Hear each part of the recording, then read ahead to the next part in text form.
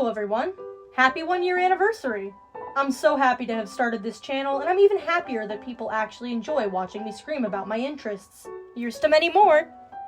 Today, for my 1-year anniversary, I'm going to do what I feel I do best, which is overanalyzing content in a long-format style that no one asked for.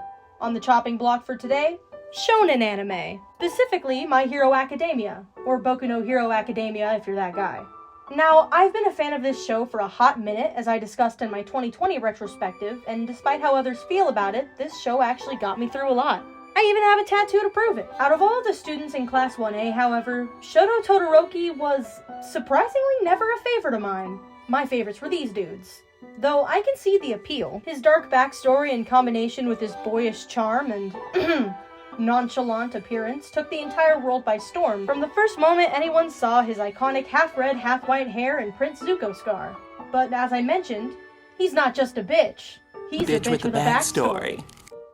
Shoto Todoroki, son of authoritarian father Enji, or Endeavor, and a mother who got taken advantage of in one of the worst ways possible, Rei, has 3 other siblings, Toya, Natsuo, and Fuyumi. Before I go into this family dynamic even more, I want to make it clear that this video contains huge spoilers for MHA Season 5 and beyond. Also, trigger warnings are on the screen. Okay, so if you clicked on this video but don't exactly know the family dynamic of the Todorokis, I'll give you a quick TLDR. Superhero Endeavor was a man greedy for power. He, at this point, had been the number 2 hero for a while, constantly trying to surpass the number 1, All Might, but failing at every turn. He grew desperate over the years and turned to measures most would deem unthinkable. See, Endeavor was a man of eugenics. He wanted to find a woman to breed with him, a woman who had powers complementary to his own. In his mind, if he couldn't beat All Might himself, then he would raise a child who could. Endeavor soon found Rei, a woman with an impressive ice quirk. Fire and ice, the best of both worlds. Perfect, he thought, and made an arrangement with Rei's family so that they could marry. This was unfortunately common for the time, and these were referred to as quirk marriages, but for the sake of this video, I'm just going to refer to them as what they would be in the real world, which is arranged marriage. This loveless marriage produced 3 children at first, none of which had Endeavor's desired results. Toya only had Enji's power, Natsuo only had Rei's power, and Fuyumi also only had Rei's power, but also wasn't considered strong enough. About to give up, Enji decided to focus his efforts on Toya. At the very least, Toya might have been able to take Endeavor's fire quirk to further extents than he could if he worked him hard enough. And so, work him he did. Toya surprisingly enjoyed the attention and rose to the occasion. However, Enji soon realized that Toya's skin would start burning off if he used his fire too intensely. This would never do.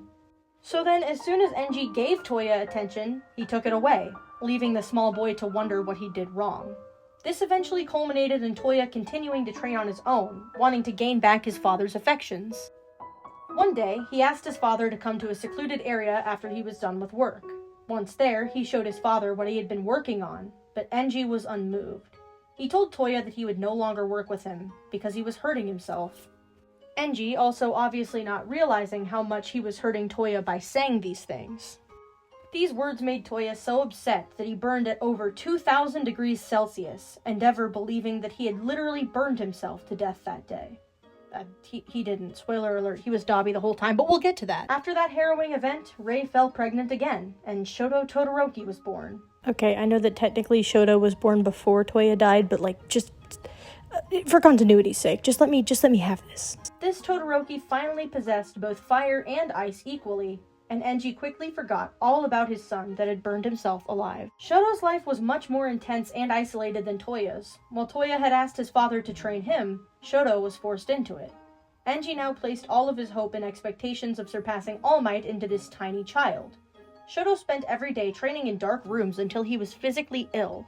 He wasn't allowed to talk or play with his older siblings, for they were rejects in the eyes of Endeavor.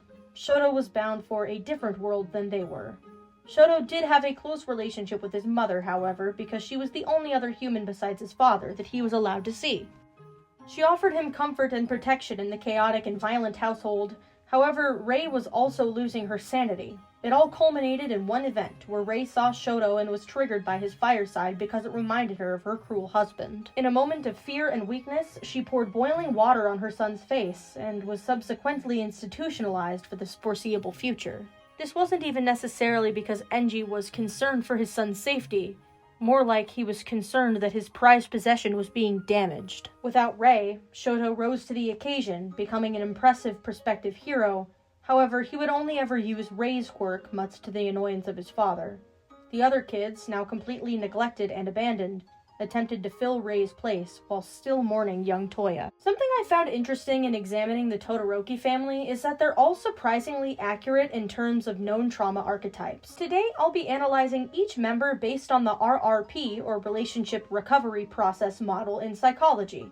This model of understanding childhood trauma, devised by Dr. Amanda Curtin, focuses on inner child work as an avenue for healing. Inner child work is essentially bridging the gap between your adult self and your child self, one of which holds everything about the past, and one of which holds everything about the future. In order for somebody to understand how to begin healing, however, one must first understand what they're healing. That's where Patrick Teahan comes in. I'm not a licensed mental health professional, but Teahan is. I've been watching his psychoeducational videos extensively, and they've helped me immensely in the creation of this video. Though this is far from a collaboration or sponsorship, this guy is the real deal, and I will be linking all the videos of his that I used in the description of this video. If you or someone you know is struggling with the aftermath of childhood abuse, this channel is a great resource to learn more about such complex trauma. I'm going to go at the creation of this video from a top-down perspective, starting from the parents and working my way down. My goals in this video are as follows. 1. Identify what kind of parents the Todorokis had. 2. Identify which trauma-based personalities and symptoms the children endured and continue to exhibit. And 3. What do I feel this means going forward? Is Endeavor redeemable? First things first, I made a chart on where I believe each member of the family stands in terms of the 3 main emotions associated with childhood trauma. These emotions are shame, anger, and numbness or dissociation. See, I debated whether I would put numbness or sadness/grief, but I believe that numbness and dissociation fit the case of this specific family much better, as theirs is a case of prolonged abuse. In other words, they're unfortunately so used to it at this point that the sadness turns into a way of life and they grow desensitized. However, I will say that you can pretty much look at grief and numbness as interchangeable terms. Both of them were. You'll see that for each person, there is a main emotion. And further than that, their main emotion mixes with another, Venn diagram style, to create their secondary emotion. Each character has 2 except for Rei, whom I believe embodies a combination of all 3. This makes sense in my mind because as the mother, she's dealt with Enji for the longest. As you can see, Enji doesn't appear on this chart because he is the primary perpetrator that we will be talking about. I would have put him on this list if it was confirmed as a case of generational trauma, but until we know more about Endeavor's home life growing up, if we ever do learn about it, we can't really jump to that conclusion. This chart will serve as a reference point for my justification behind each personality type everyone possesses in direct response to the abuse they suffered. Now, without further ado, let's get on to the first level, the parents.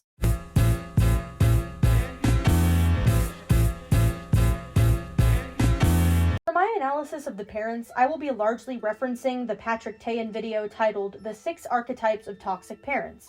Again, though Teahan is a professional, I am not. My interpretation of his words are nothing more than an interpretation based on educational content. If you disagree with my assessment, you are well within your bounds to do so. As we always say here on the Wet Blanket channel, your guess is as good as mine. So let's start with the big bad here. Let's start with Endeavor. Based on the Teahan video, I believe Endeavor falls mostly into the monster archetype of toxic parenting. Now, this may seem extremely obvious just by title alone, but I'll give some explanation as to why I believe this is the case. Firstly, the monster operates on the core belief, you owe me, I own you. They believe their children must do everything they say simply because they brought them into this world, feed, and clothe them. This parent values submissiveness above all else and does not see their child as entitled to any kind of privacy or self-expression that lies outside of their expectations for them. Now, while parents exhibiting some level of authority isn't usually something to go sounding alarm bells about, the monster takes it to a whole new extreme. The monster, according to Teahan, is likely to focus their energy onto one child, discarding the rest. The child they focus their energy onto is usually held to breakneck standards as their parents' goals, shortcomings, and desires are projected onto them. Sound familiar yet? The other children can do nothing but watch helplessly from the sidelines as their sibling gets torn apart mentally and or physically. I also believe that, according to Natsuo anyway, Endeavor in present day also falls into the method actor archetype. While this judgment is entirely based on whether or not you think Enji is actually trying to atone for his actions, I'm going to head this theory through the eyes of the third oldest child, Natsuo. This is based entirely on how he sees things, so take it with a grain of salt. Spoiler alert, Endeavor finally became the #1 hero after All Might went into retirement. Though he got everything he thought he wanted, he found he was still hollow. Not only is he hollow from quote-unquote winning by default, he also realized that he left an entire family behind. So, directionless and lonely at the top, he decides to try to repair things on the home front. A method actor parent is described by Teahan as a parent who lacks purpose and sense of self. Because of this, they will often go through many different phases in order to find who they think they really are. This parent is the most likely to pick up and drop different hobbies, join religious groups and cults, and leave their children in the dust as they pursue their new personality of the month. Everything they do 100%, but also not for very long. The reason why I think this may cover Endeavor is because one facet of this archetype is the savior complex. One personality a parent may covet is that of a good caretaker. Ultimately, in real-life scenarios, these personalities never last, leaving a child confused and hurt when the attention is taken away and they are once again left neglected. So picture this. Through the eyes of someone like Natsuo, who has seen his father be a POS for the past 20+ years, he's obviously not going to believe that he just suddenly turned a new leaf. I mean, his father is a superhero for crying out loud. Who's to say the savior mentality wouldn't bleed into his family as well? Natsuo would naturally believe that his father is only faking, trying to repair his relationships because he realized that #1 hero didn't exactly fit him best personality-wise. So he's now run back home, tail between his legs, trying to pursue Father of the Year. We'll get more into Natsuo later, but I believe this is an interesting way of looking at things as they're happening in the show right now. And honestly, only time will tell if Endeavor gives up on his children once again once he finds something else to pursue. Now I would like to talk about the mother, Rei. And I can see the comments now. Hey idiot, why are you including Rei on this list? She's a victim too, you know. And to this I'd say, you're absolutely right. I'm not trying to sit here and victim blame and justify Enji's actions against Rei, nor am I trying to say that Rei was as bad as Enji was. What I am trying to say, though, is that Rei is also a parent, and abuse is nuanced and messy. I've spoken to many victims that have told me that when they were getting abused by one parent, the other would comfort them, but also choose not to leave every single time, even if they were being abused by that person as well. Look, I never said being a parent was easy. It's definitely not. At all. However, I am saying that sometimes parents have to do hard and risky things in order to put their defenseless children first. Rei didn't want kids. She didn't even want to get married. She was not equipped to raise 4 children, and she was a victim of abuse at the hands of her husband. However, when you're looking at cases of child abuse, you have to take an objective standpoint. Unfortunately, despite context that may or may not exist, the fact of the matter is that the actions of both parents affect their kids, not just the actions of one. At the end of the day, my heart aches for Rei and the fear she must have endured in feeling that her life may have been in danger if she left. But at the end of the day, she was an adult, and her children were not. It is for this reason that I put Rei in 2 categories, both of which have strong ties to the monster archetype. These 2 categories, as stated in the Teahan video, are the safer one and the I just work here parent. The I just work here parent can be characterized as a parent who perhaps isn't emotionally mature themselves, i.e. a parent who wasn't ready to be a parent at all. This obviously applies to Rei because she was forced to this entire situation via arranged marriage. This parent often doesn't know how to respond to or help with their child's issues, either responding in violence, indifference, or anxiety, thereby making the situation worse. This is exemplified in Rei's handling of her children's neglect and abuse, letting Enji continue his warpath and doing her best just to try and keep doing motherly tasks like cooking and cleaning and staying out of the way. I mean, at one point we can't really blame her, because the one time that she did try to protect Shoto, she was quite literally beaten down. However, this archetype could also explain why she burned Shoto in the first place. She had no idea how to handle any of this, and it all came to a head in a disgusting display of fear and anger. This isn't what being mother is supposed to be about. This isn't what working here is supposed to entail. This isn't in my job description. The burning made me almost want to put Rei into the reactor category, but as this is the only example we've been shown of a reaction, I figured I could explain the situation using this archetype instead.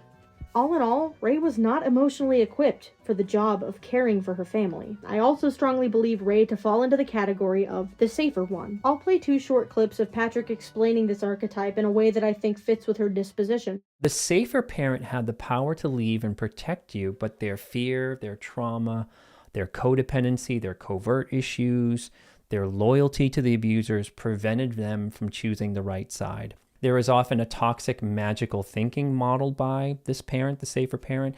If you don't make him mad, everything will be glorious. If you don't make her mad, everything will be fine. The root of the damage is the child elevates the safer parent and starts to idealize them.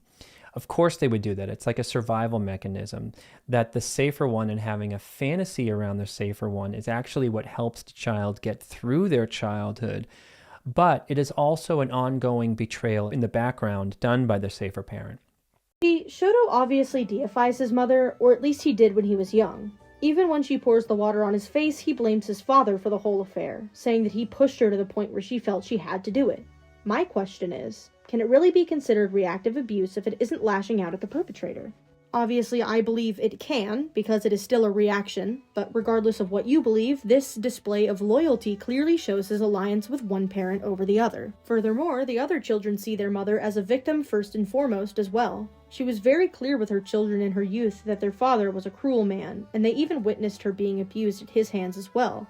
But, as Teahan explained, her fear and paralysis made it so that she constantly chose to stay with him, to the point where one of her children died, in her eyes at least, and she was permanently institutionalized. I will also just reiterate that while I do believe Rei's part in this was unintentional, it still happened, whether she wanted to or not, and I personally don't believe she knowingly knew that she was causing any harm to her children. I don't think she's the kind of person that would want to do that. It's just, these things are so tricky to talk about from like an objective standpoint, and I don't want anybody to think that I'm like a Rei hater because anyway. Now that we have an understanding of where the parents lie in terms of toxic parent archetypes, it's time to move down a level onto their children in order to see how this volatile household affected them on an individual level.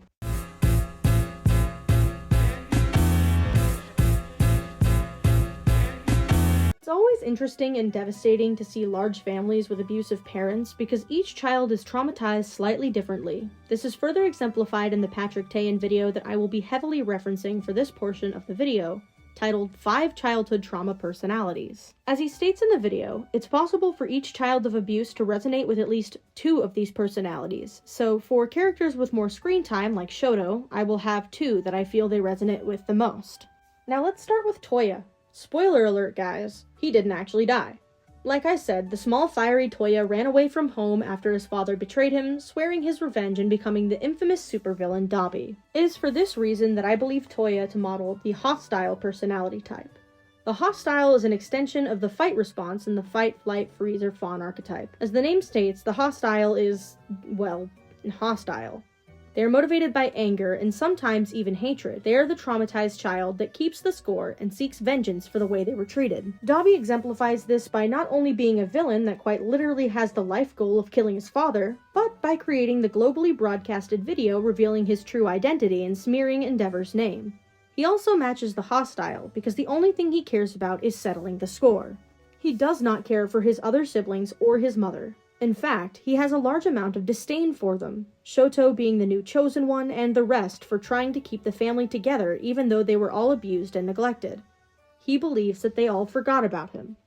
The hostile values telling it like it is overall, and an extreme hostile believes first and foremost that they must be avenged. I also believe Dabi to model the ghost personality. When the going gets tough, the ghost gets going, whether that be physically or emotionally. For Dabi, it was both. As a character, he is known to keep his cards close to his chest regarding all things except for his hatred for his family. His hatred makes him hard to know, and he's not letting anyone in anytime soon. Yes, he is a fairly good team player in the League of Villains, but he doesn't consider any of them friends. They're merely tools he can use to reach his goals. Overall, for everything that is revealed about Dabi in the show, there are more questions that there are to be asked. His life slowly becomes a disappearing act with only one goal in mind: avenging himself. I will also say that Dobby has stated in the show that the only reason he is still alive and that his body hasn't entirely given out is due to wanting vengeance against his family. Like, that was cited as being the sole reason he is still even alive and that his body has not succumbed to all of the burns. So if by saying that you somehow don't believe that vengeance and being a hostile is his only goal, then I really don't know what to tell you. I believe Toya's archetypes mirror those of two of his siblings, Natsuo and Shoto. We'll speak on Natsuo first and get to Shoto later. Side note, I know that Natsuo is technically the third child, but I wanted to speak on him first since he most closely mirrors Toya. Much like Toya, I believe Natsuo to be a hostile, though for a different reason. While Toya grew up hostile because of his father's harsh training and eventual betrayal, Natsuo grew hostile due to a profound sense of being let down by his father. I'll let Patrick explain further what I mean. How childhood set the hostile up. I often see it mainly as being raised by other hostiles, like this is modeled. And the family is kind of miserable, lives in high conflict, and that bizarrely becomes normalized. They can also be family scapegoats, like I mentioned, or they can be greatly let down by people. A lot of hostility is around don't let me down kind of stuff. When you really think about it, households that have intense shouting, volatile screaming going on every day is really a sign of poor mental health in the adults. Natsuo also keeps the score and tells it like it is. He is often the only one brave enough to yell at his father, letting him know that in his eyes he will never be able to atone for his actions. Even when his father directly saves him from a villain, he lets him know that he isn't off the hook. However, the difference between Natsuo and Toya is that Natsuo genuinely loves his siblings and wants a better life for all of them, not just revenge for himself. He's the protector, and though that causes him to bristle, it comes from a good place. He's pretty chill until something triggers his strong sense of right and wrong. He was powerless in childhood. He knew what the correct answer was, but he watched his parents deliberately choose the wrong one again and again. Now that he's an adult and he's found his voice, he won't let Enji forget the years he spent hurting his family. Teahan mentions that hostiles aren't the same as narcissists or selfish people, and I believe that Natsuo is the perfect example of that. At the end of the day, the hostile's rough exterior is a trauma response and survival instinct. As Natsuo is the de facto older brother since Toya ran away at a younger age, it's only natural for him to feel that he was betrayed by all the people of authority in his life. However, unlike Toya, he wants vengeance for everyone, not just himself. He keeps the score, but he doesn't intend to settle it. He intends to create a better life, and that's what sets the two apart. Now on to older sister Fuyumi. Poor Fuyumi. Poor Mitsuki enjoying Fuyumi. She struggles from what experts like to call eldest daughter syndrome. She exemplifies what Teahan calls the "are we good" archetype that's derived from the fawn response. These people are often likely to have an anxious dependent attachment style, and boy is that right on the money for Fuyumi. Not only was she parentified in youth, stepping up to raise her siblings while her parents were emotionally and physically absent, she's also currently occupying her time trying to fix her father. She's a people pleaser with a heart of gold, trying her best to constantly make sure she isn't upsetting anyone. Though her father tossed her aside and called her weak and useless, she's still trying to bring the family back together, choosing to talk to him extensively, helping him see the error in his ways. In real life, the "are we good" people have a tendency to remain in relationships with toxic people, believing all problems to be their fault because they are filled with self-blame. After all, they believe it is easier to blame themselves than to be hated by others for blaming them. Are we goods intend to keep the peace at any cost, especially at the cost of themselves. They think, maybe if I was better, my parents wouldn't have been so upset. They hate being the center of attention and only know how to help the people around them, hating when the spotlight is on them or their feelings for any reason. While the monster gives high standards to the kid that they decide to focus on, the "are we goods" give high standards to themselves because they're neglected. These people see the good in everybody but themselves. This is further exemplified in Fuyumi's behavior, as she has the most to do with making sure the family stays together, but the least amount of lines or character development in the entire family. And while this could just be explained away by the fact that Shonen sucks at writing women, it surprisingly works this time. You're safe for now, Shonen, but don't think I'll ever let you forget what you did to Ochako. Poor Fuyumi believes that if she has a happy family again, she won't have to look inwardly at her own trauma or solve her own turmoil. Finally, we have the baby of the family, the chosen one, the successful lab experiment, Shoto Todoroki. Before I get to discussing him at too much length, I want to bring about the elephant in the room. Many fans believe that Shoto's behavior are more indicative of autism than familial trauma. but I'm here to tell you that you're not entirely wrong, but also not entirely right either. See, I decided to do a little bit of research on the common comorbidities between neurodivergence and CPTSD, and I reached a wonderful resource that I will have in the description below. Dr. Neff is a neurodivergent clinician with an extensive blog detailing life with neurodivergences and also how such cases are often misdiagnosed. One such blog, aptly named Misdiagnosis Monday, provided me with a wonderful graphic using my favorite chart format, the trusty Venn diagram. As you can see, it would be really hard to tell from an outsider's perspective where the trauma ends and neurodivergence begin, which is why I will confer with Dr. Neff on the bottom of the chart where she says a person can experience both. Especially since this is a fictional character we're talking about, where none of these disorders are actually confirmed, I don't think we'll truly ever know where one ends and the other begins, or if the other begins, or anything like that. That being said, for the sake of my argument, I'll be focusing on the trauma aspect of Shoto's life because it is canon. I believe Shoto to primarily model the doer Teahan archetype, which is a reflection of the freeze response. Pun intended. They tend to think about what their feelings are instead of inherently knowing them, which is a common sign for childhood trauma across the board. It's not unlike the other four that I'll discuss. They can be quite lovely and personable, but difficult to fully know. Achieving, focused on work, they can be highly workaholic as a strategy to avoid intimacy into themselves, and to be reactive to situations in terms of solving them up front. They tend to skip the feelings of a situation. The doer, as the name suggests, values achievement over well-being. This obviously fits Shoto because of the way he was raised, but it also goes deeper than that. Shoto is a very distant, quiet, and serious character. However, below the serious exterior lies a social awkwardness. As a child, he was never allowed to socialize with his siblings or other children.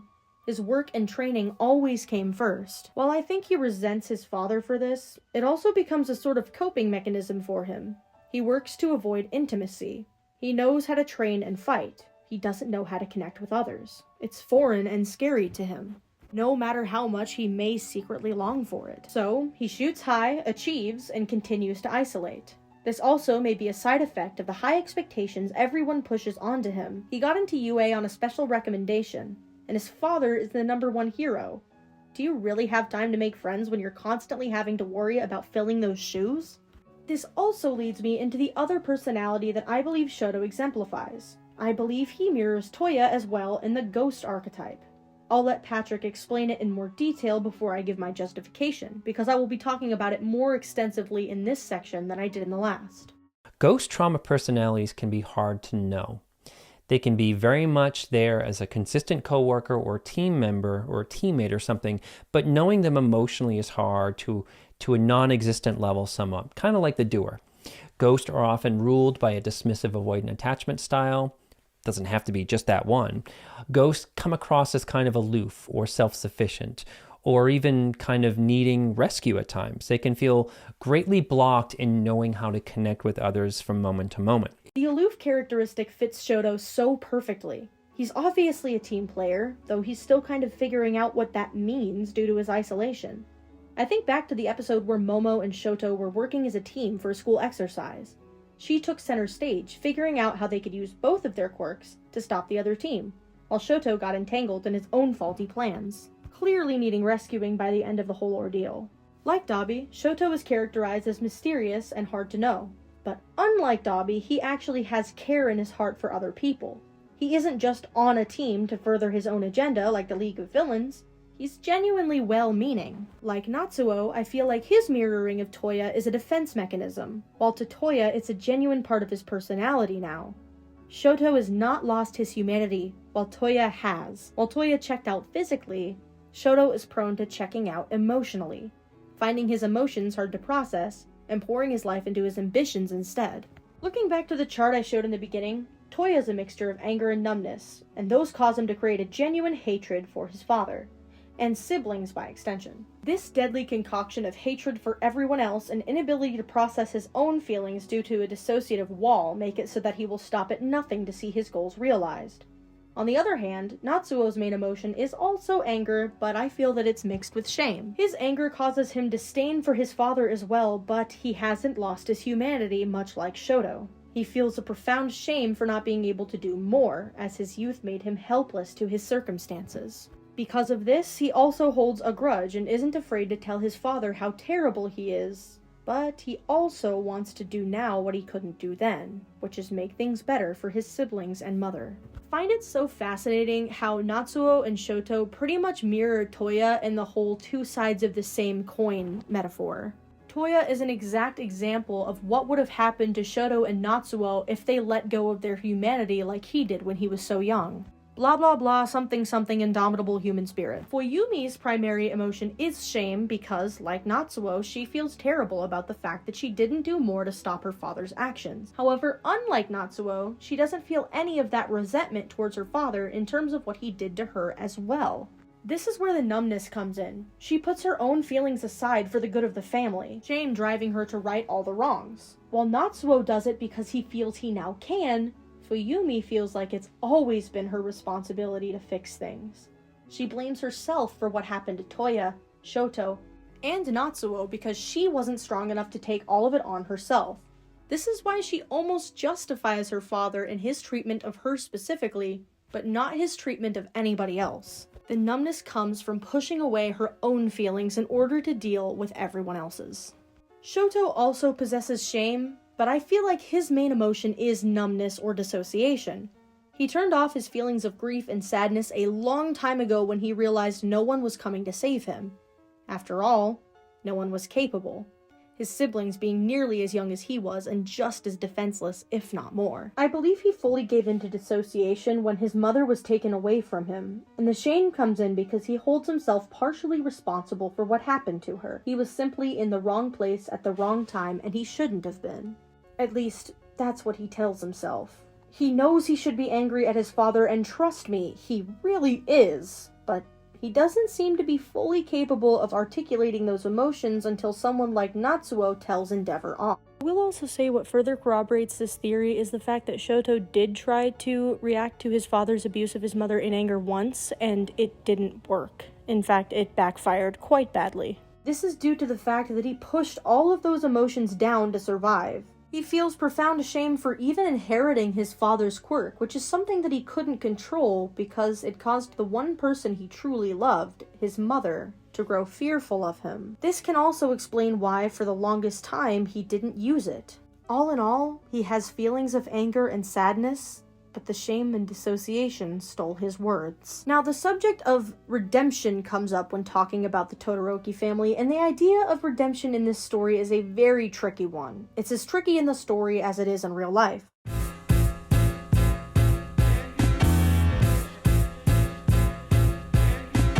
When I decided to write this video, I believed fully that Endeavor should have become a martyr in some kind of way. I felt like he should have had one big battle in the final war where he was protecting his family and sacrificed his life for them. Then we would know he was serious about redemption. We would know he wasn't just a method actor. But you know what?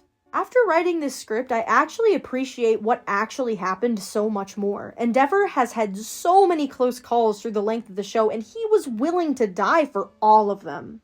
But no matter what, he just couldn't seem to die. And you know what?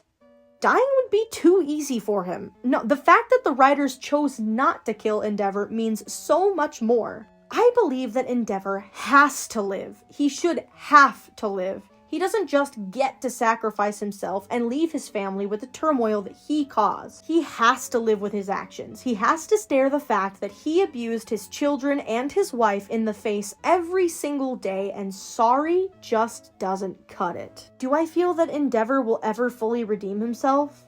No. I mean, he said so himself. He keeps having this reoccurring dream that his family is together, laughing and enjoying a meal. However, in those dreams, he's never present at the table, and he knows why. So, as hurtful as it may sound, I feel like Endeavor will just leave. After he's healed and his wife is discharged from the hospital, I don't think he'll die, but I think he will vanish. He's gonna go off the grid and leave his family to finally heal from his transgressions. It won't have the same turmoil and finality of killing off his character, so I think it would be more effective. Time alone that he would spend would give him an actual opportunity to reflect on everything that he's done and maybe even become a better person. It's the whole adage of, I want to see you eat, just not at my table, and he's not gonna be at the table. As for Rei, I think she'll have to do some atonement of her own. Definitely not as much as her husband, like I said, but still some. I really hope it doesn't end the same way as other shonen women are written, where she's like this one-dimensional character and she's like martyred and automatically pops out of the hospital being Mother of the Year. Like I said, Rei was a victim as well, and she was forced into this whole motherhood thing, so it would make sense if she doesn't exactly know what to do with it. We see that she is willing to live with her children again and even wants to once she's discharged from the hospital, but we're not entirely sure if she knows what that means. Also, abuse isn't as black and white as we all want it to be. Rei might not have been as bad as Enji, but in and of itself, she also didn't give a very good parenting model. I hope that when the family gets back together, Rei can apologize for her shortcomings as well and begin to fully heal from the abuse, because I really do think that she could be an artfully written character if shonen would give her the time. In the end, the Todoroki family may never be entirely healthy, but I do believe that they can be better. Thanks for watching.